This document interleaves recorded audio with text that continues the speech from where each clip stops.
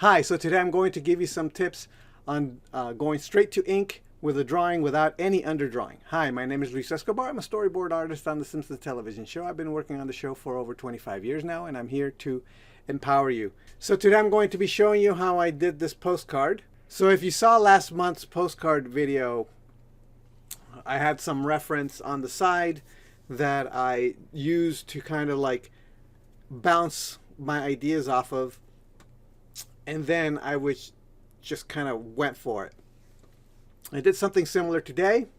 This time around, same thing. I had a reference on the side. This time I'm not going to share it because it's distracting. Needless to say, I took the reference just enough so that I could start the drawing, and then I just did my own thing. Because this stuff just kind of, you start kind of improvising. You start adjusting stuff on the fly when you see that the drawing needs what it needs. Like it doesn't matter what the reference is after a while. It's what the drawing is becoming when you're drawing. The other thing that I would want to talk about is that this was an experiment in the way that I shot the video. So usually what I do is I set my desk up here.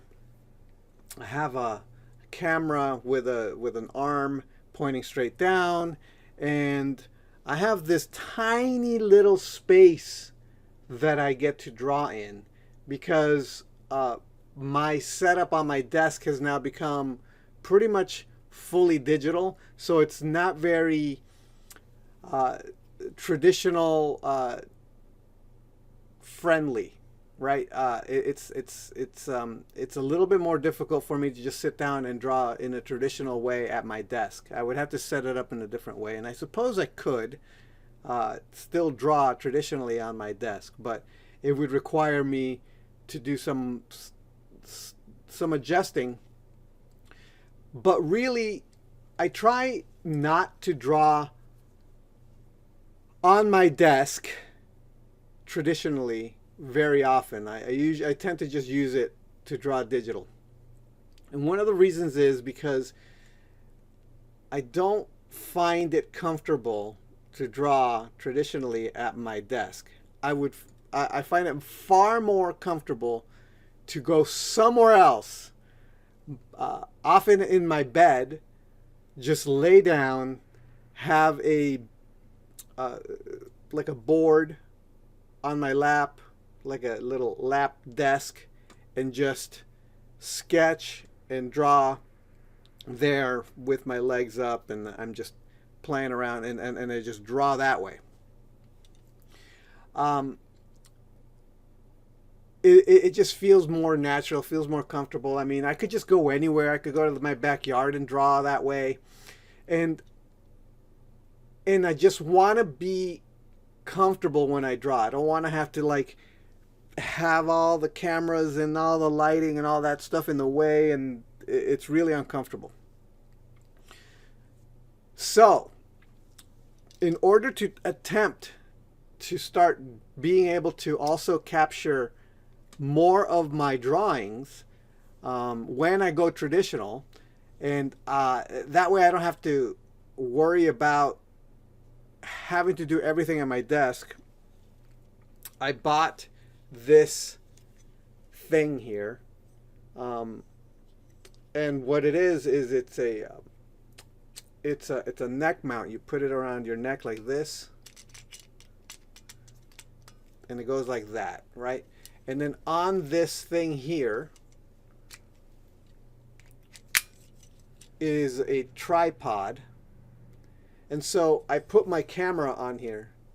I have a fairly big camera, but I could have used my phone, but I don't think I have enough room or space in my phone for video. So I have a digital camera that I just put on here.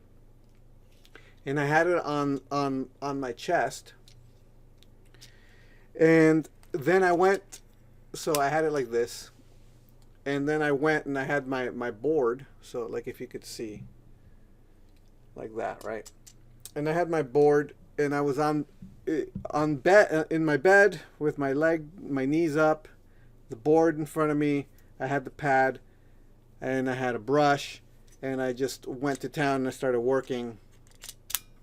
So this was the first time I've used this thing. It was the experiment, and I think I like the way that it turned out. I thought that it was a good experience. However, I have to be much more aware of my body motion, because if I'm not, then the camera moves away from the drawing, and then you can't see. So there was a little bit of that in this video. I'll talk about it then. Otherwise, it turned out pretty good.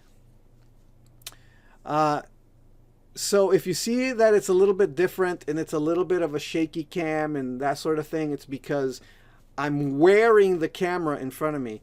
What this will help me do is, if I ever just get inspired to just start sketching in my sketchbook and I just start drawing, which I can do spontaneously, I could just then set up the camera and start drawing. The other thing I ended up doing was I took the light that I use right here to light me.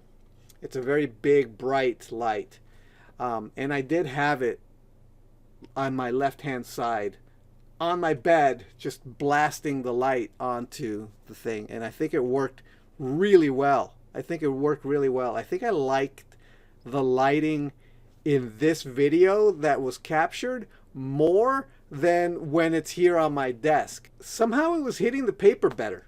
So again, so we're going to be talking about this particular drawing, and I'll show you. I'll give you some tips, because I learned.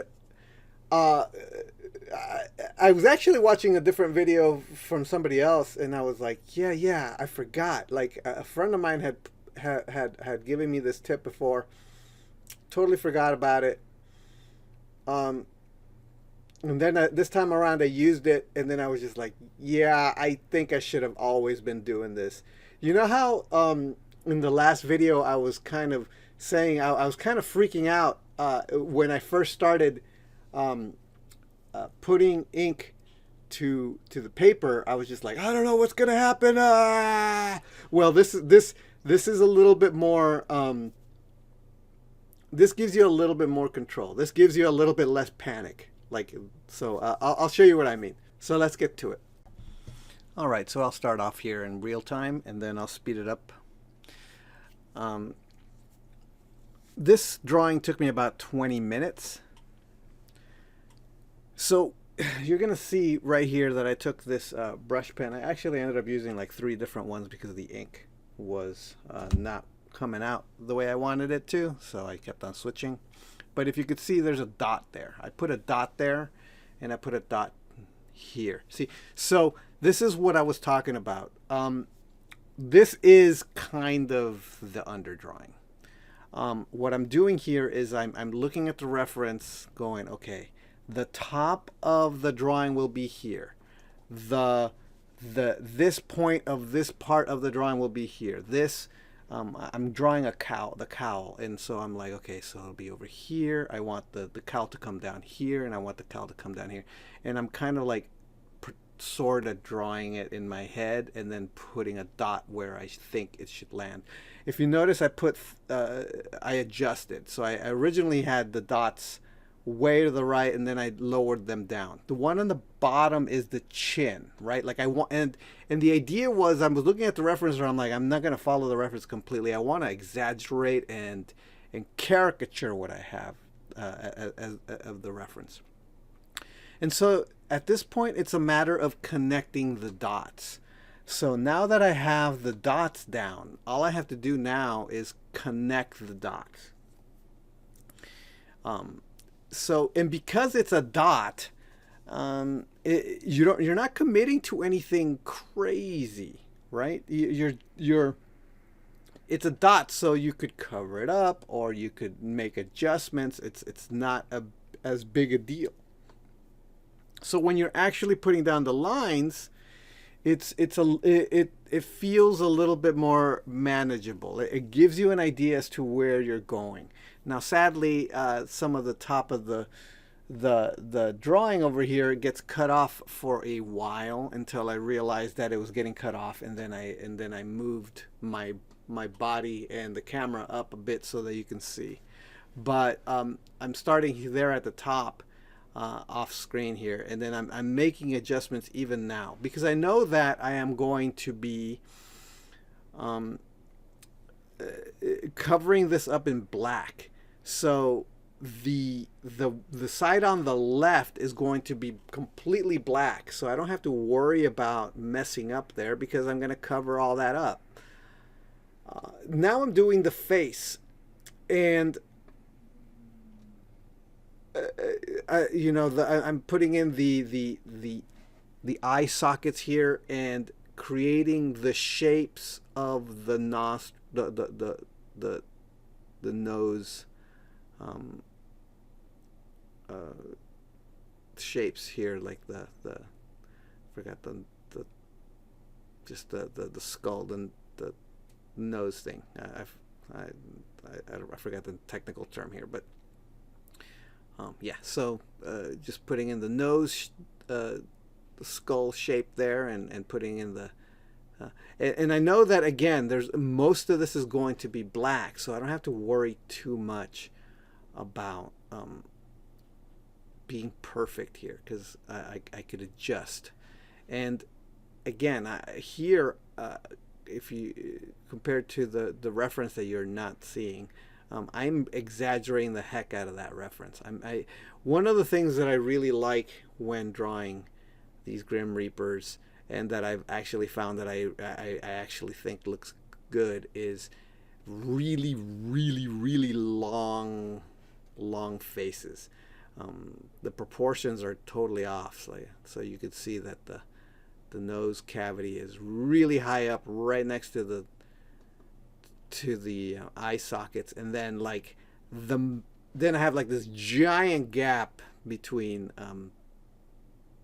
the nose sockets and the bottom of the mouth, the teeth, the top teeth. Also, you notice that at first I had the shoulders further down, and then I kind of said no, I don't want them there. I want them to be higher up. At this point, it's time. It's time to just start adding all the black because I needed to. By the way, the pen that I'm using is a slightly different pen than the pocket pen that I tend to use, which is this one here. What I discovered, sadly, when I was using the other pen, because I recently kind of adjusted it and washed it, is that the ink wasn't black enough. And so when I actually started using these pocket pens, you can tell that the ink has a different value. It's actually way darker. I kept on switching pens, by the way, because I'm like, this one doesn't have enough ink, this one has enough ink, this one doesn't have enough ink, and I just kept on, does this have enough ink? Really, what I was reacting to that felt like they didn't have enough ink is the paper. The paper was so rough, is so rough that it didn't feel like it was the ink was okay. Finally, I adjust. It doesn't feel like the ink was falling properly onto the paper. But you can tell the difference between the other pen that I was using and then this one, where like the brush, the ink in this was way more. It was much darker. So now I'm adding all the blacks, and this is the moment of truth. This is where it'll start coming together.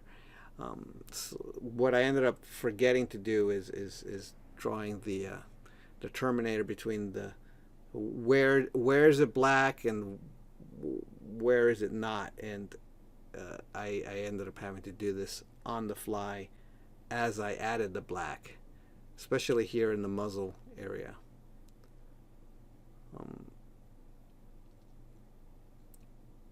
But this is about the speed. This is real time, so this is the speed that I was going at. So I think I am going to now speed things up so that you can see the rest of the process. There we go. So just a little bit faster. The rest is just adding in the blacks, adding in the details, making adjustments. So first, black in all the black. And because of the nature of ink, a lot of the time the ink does a lot of the work for you, like especially if you're doing this rough. But definitely at this point, when I'm putting in the black, I'm seeing the shapes that I want, and I'm seeing the shapes that I end up with at the same time, and deciding, do I like this shape? Do I not like this shape? What do I do? How do I change this up? How do I finesse this?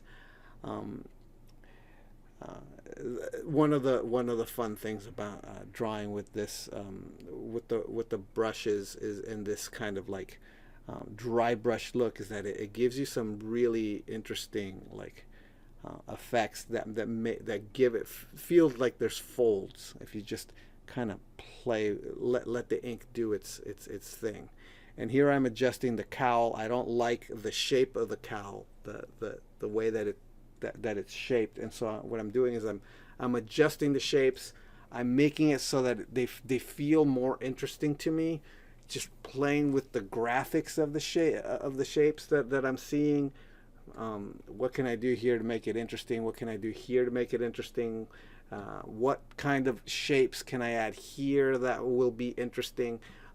Like I said, at this point, I'm similar to what happened in the other in last week's video. I just kind of started ignoring my reference, and I just started directly adjusting this particular drawing so it looked like something that I liked. And so just showing you what it actually looks like, as opposed to, because it's a little bit skewed when the camera, from my vantage point when I was drawing, it looks straight, but from the camera's vantage point, it's a little bit slanted. So I do have to take it off of the thing so you could actually see what I'm seeing, so I could show you as the viewer the camera what it ended up looking like. And so this is what it ended up looking like at the end.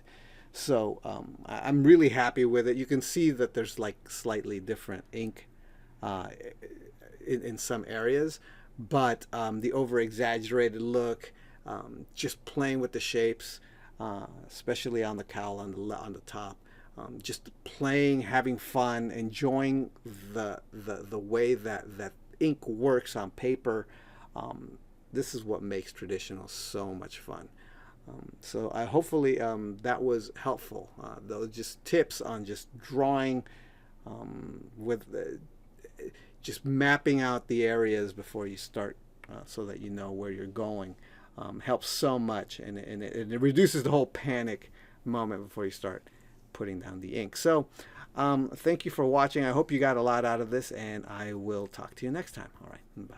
So I'm happy to announce that I now have a new drawing lesson called Drafu Guide to Sketching and Gesture Foundations. It's the beginning of the level 2 information that people have been asking me for the drawing website, which will teach you where to start drawing, what to draw when you draw, how to draw from observation, how to draw from imagination, how to draw what you envision, and how to discover what you ought to envision if you don't have anything specific in mind. So if you find any of this interesting, you could follow the link that you see, or you can go to thedrawingwebsite.com, look under level 2, and you'll find a link there.